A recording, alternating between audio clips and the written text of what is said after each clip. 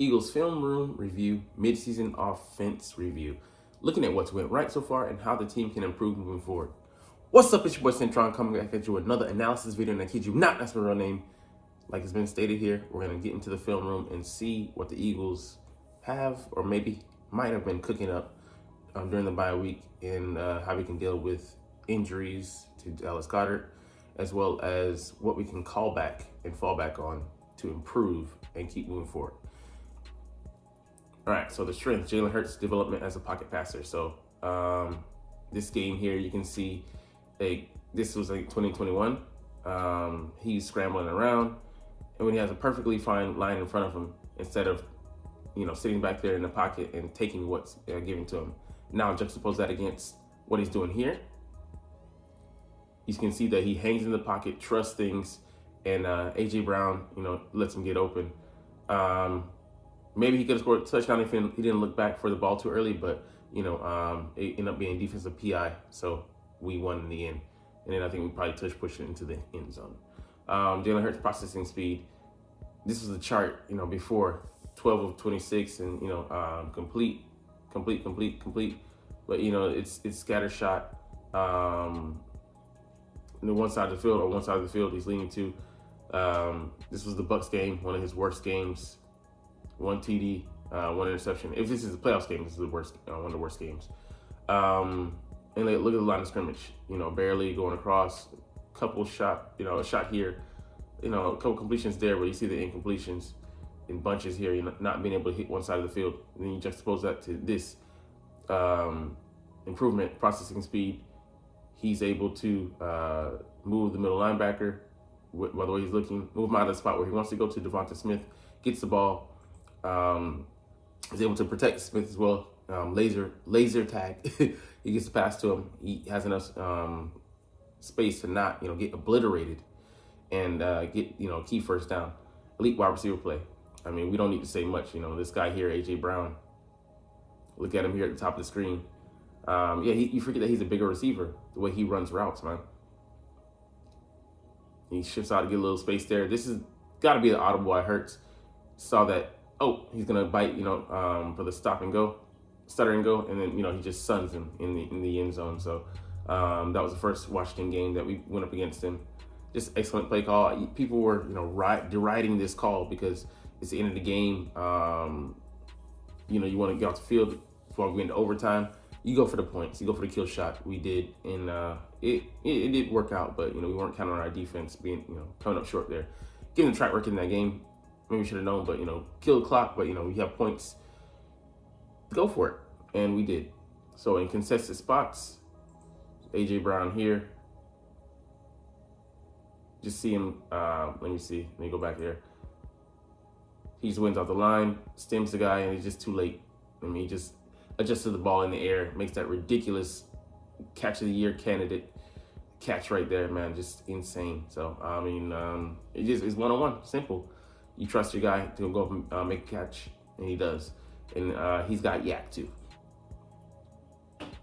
So here, he catches the ball, slant, makes the defender, makes fools of them, and gets the extra yards and on that double slant there. And it's one of the, a slant to Brown is pretty much automatic, man. One of our best plays, and him being a physical receiver, but also having that speed to get out of that hole, get out of a bad position, take a blow and get pancaked on both sides, and then make them hit each other, collide, and then get extra yardage. Just insane. Devonta Smith as well. Remember this bland touchdown from 2 weeks ago? I mean, the way he gets on top of the defender here is just crazy. Makes that move, makes him hesitate, and then blows past him. Deron Bland doesn't have a chance at being in this play, and then you can see Smitty's so excited about it because he hadn't gotten the ball really this game a lot, and this is one of the key spots, 29-yard touchdown, and one of the main reasons we were able to win this game, us winning on in man coverage. We were doing good work. We went away from it a little bit, targeting those guys downfield, but showcased what we could do. All right, DeAndre Swift's value in the passing game. Let's see here. I think he goes on the option route here. He sets up the defender very well. Even though he goes into coverage, Jalen reads him, and they're seeing the field with the same eyes. hits him there in that spot. Yeah, he takes a hit, but he's still covered enough. He gets the ball to him quick enough to where he's able to maybe cover himself a little bit there. Just he's excellent on those short routes. I want to see him more in pass coverage. Now that we have Dallas Goedert out, he'll be an outlet for us. All right, ability to win. Yeah, we just have the je ne sais quoi, just the makeup. Areas for improvement: gap, scheme, run game. So yeah, QB counter bash, counter read, dart trap. These are things that we can do to alleviate what we're dealing with right now, because we have too much talent to be ranked, I think, 27th in maybe run success rate right now. I mean, it's ridiculous. And our percentage of our run per carry has been going down steadily over the course of 5 games. So we got to correct. All right, I think this is a keeper by Hurts. Yeah, he just maybe a counter tray. He goes up the middle. And given his compromised position, might not run that, but it wouldn't be out of the question if he, if we see it, we know that he's feeling better. But a hit on that knee could re-aggravate it, so we do have to be careful. All right, Eagles counter read. All right, get the ball here to Sanders. He keeps and then just gets the yards that are available there, maybe about 5 or 6. But yeah, just using the defense's speed against him, especially teams that are overly aggressive. And then dart, bringing Lane into the hole there, the trap. So you're leaving those guys on the edge unblocked. Just little misdirection there. The unblocked defenders, you're counting on them being run out of the play, or running away from them, and then not being able to pursue and being able to affect the play. So there's so many things that we can do, and we're not using these things. So I want to see more of them. Yeah, we're 27th in success rate. We got to be way better than that. I agree. Even if it isn't DeAndre Swift's specialty, I think he can adjust. He's a good enough back that he can make up for it not being his natural fit. All right, the RPO game. We ranked 3rd last year and had the 4th highest rate of usage. We still using it as a high rate 7th, but we're only 11th in success rate. So success rate has dropped from 55% to 43%. And let's see, we make the defense here. I mean, they gamble. You see the linebackers sucked up, and then Diggs gambles. Well, he can't do that on the back end as a cornerback. And then A.J. Brown just able to take advantage. So plays like that, instead of running a slant, we run a deep routes. And those could be plays where we pick our spots. Maybe they're aggressive all day, and then you take advantage in that second half. Things that we can do to set up those kind of plays. But you gotta feed them those RPOs. Sprinkle them in a little bit more than what we've been doing. And then I think it's about timing as well, because Brian Johnson, he's getting his feel as a play caller, being able to when and where to picking his spots where to call those shot plays, and as well as just RPOs. Yeah, we're not running them consistently. All right, so here you see that the linebackers get sucked up. I mean, they're committed to the run, so they're being overly aggressive. Just hit who's that? A.J. Brown on the backside. So it's an easy route, and then it made it even easier by that space being vacated. Have us give him more room for error, as well as to protect himself from a hit. All right, little RPO there. Just excellent read. Read by Hurts, reading the linebacker. He freezes, so it vacates that space. He normally would be there. He's not there, so making use of his eyes to move the defender, and then reading him. Not really reading, moving him with the eyes, but reading him, holding that ball long enough to cause that pause, a consternation, to have that space, have him move down, and then throw right in behind him. So excellent work there. All right, screen game. We're 15th in the success rate. We're, middle of the pack. Our guys are too athletic, to have us be that terrible. So yeah, we've been we've been we commonly made, blocking error mistakes, even when, they have a perfect call, as we'll see below. But yeah, it's timing as well. Calling the screens, where to call them. Yeah, either you don't want to be predictable and you don't want to make mistakes, have it be poorly blocked. So we'll see here that it wasn't predictability; it was a perfect call. But Devonta Smith just doesn't make that block. If he gets enough of the defender, that's a touchdown, man. So yeah, he's late coming over. He's hesitating. You gotta shoot for it, Devontae. Get in line. Even if you're gonna get blown up, sacrifice yourself for that play. And he slide a frame, and it just comes, with the territory. He's 6 foot, but buck 70. But he could have made that play. Could have given a little bit more, going a little bit more earlier to get in that spot and get in position to make that block. And then Swift is probably walking into the end zone. Turnovers. I'm not even really going to address this one. I mean, it just comes with the territory. Like, we're going to take shots. We're going to take shots downfield. There's been, like, I want to say 3 to 4 interceptions on plays where Jalen goes downfield. He's targeting Devonta Smith or A.J. Brown, and they just made a tremendous play, jump in front of them and, jumping over them. Like, seen it twice and, like, towards the right pylon. I'm like, all right, just stay away from that side because it's just bad juju, bad karma. Bad vibes.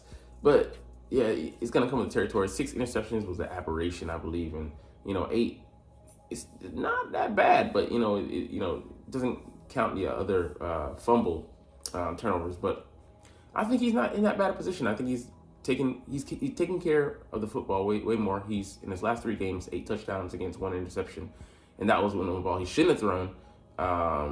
But the slot defender right in his face in a cornerback blitz. He got a piece of it, and then it bounced the wrong way. But I'm like, no, don't throw that ball, Jalen. He threw it.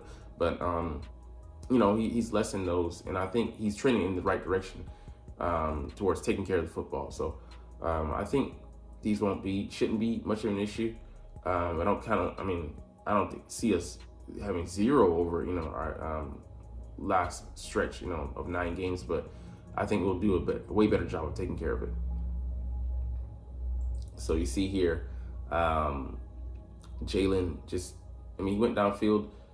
A.J. Brown didn't hold that guy, so there's 2 guys convening there, and just a bad position. The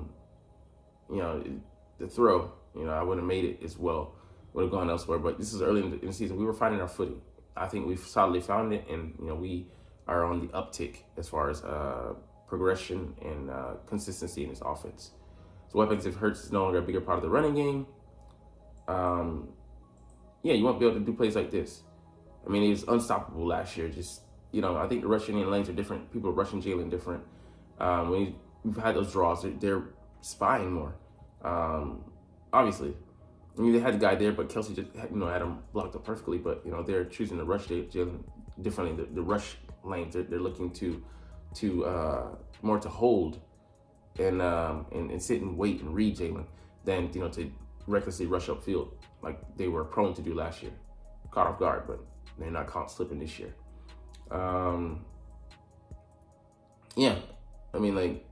He's not a big part, but I don't expect him to be going forward as much as he was last year. Could maybe, like I said, sprinkle him in, but not going to really focus on it this year.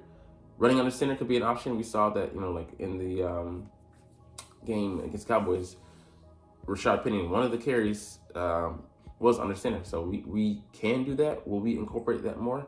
We see here traditional under center, and then Miles Sanders just follows his blocks there. But we could do some of that, but it's to be seen. Using motion, it's funny.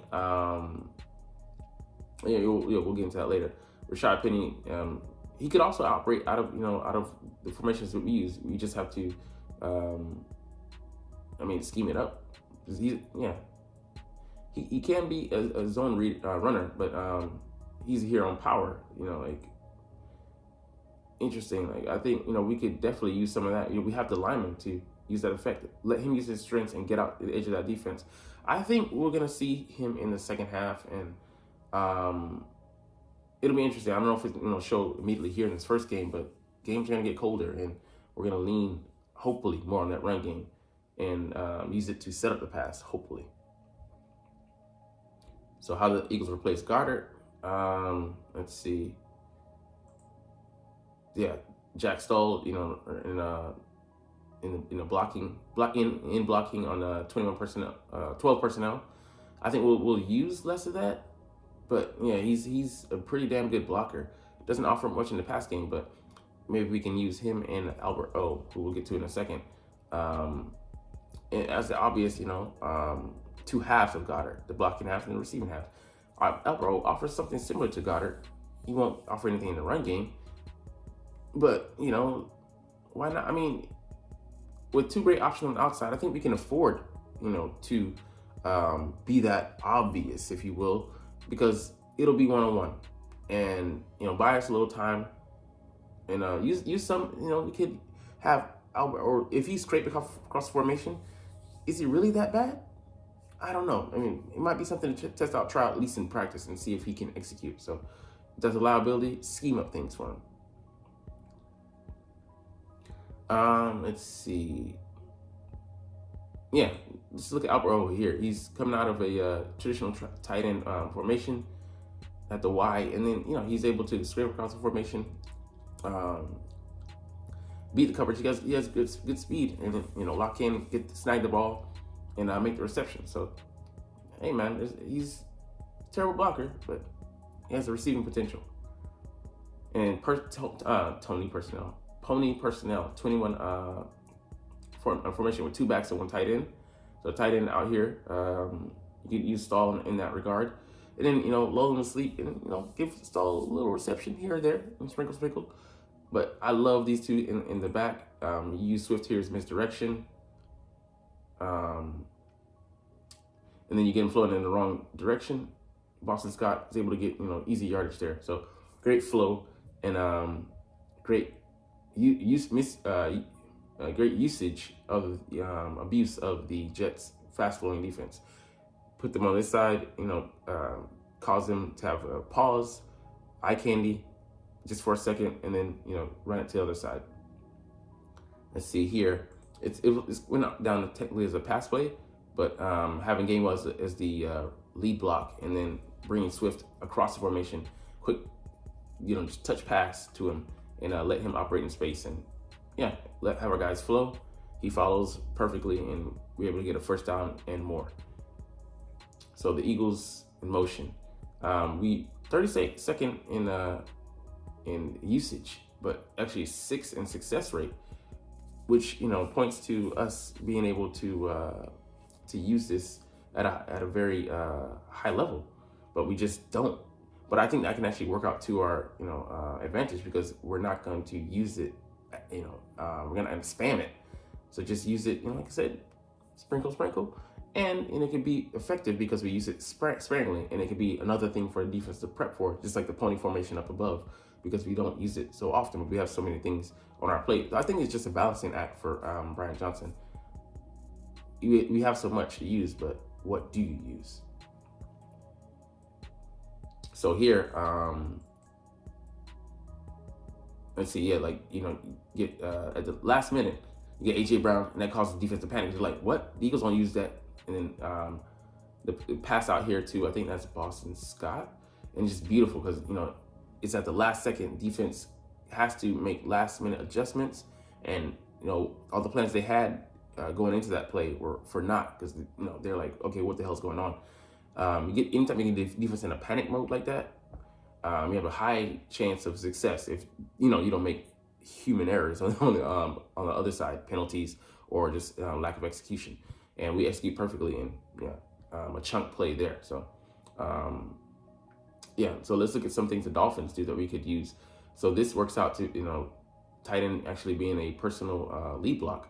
So it's an orbit motion. So he's in the area, and then he comes back to where he needs to be, and then he ends up being a lead block for this guy here. It might be David A-Chain or Raheem Mostert. So they do it again here. So it just works out perfectly for them. I think that's maybe the college ranks. Yeah, college ranks. It's we have the versatility. We have so many tools at our disposal, and I'll use Albert O in that regard. Or if you didn't like that, use Jack Stoll. You know, he's not as swift, no pun intended, but he could definitely be the personal protector for him. And I think this is the last one we'll get to here. Escort motion again.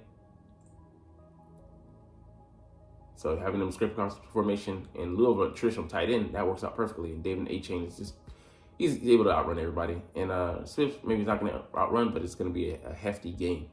That's it for today. So we're going to get into a longer video, but we went over a lot of concepts, but just things I think they could definitely use against the Chiefs. Put the league on notice for this 5-game stretch to say, hey, you have to prepare for us.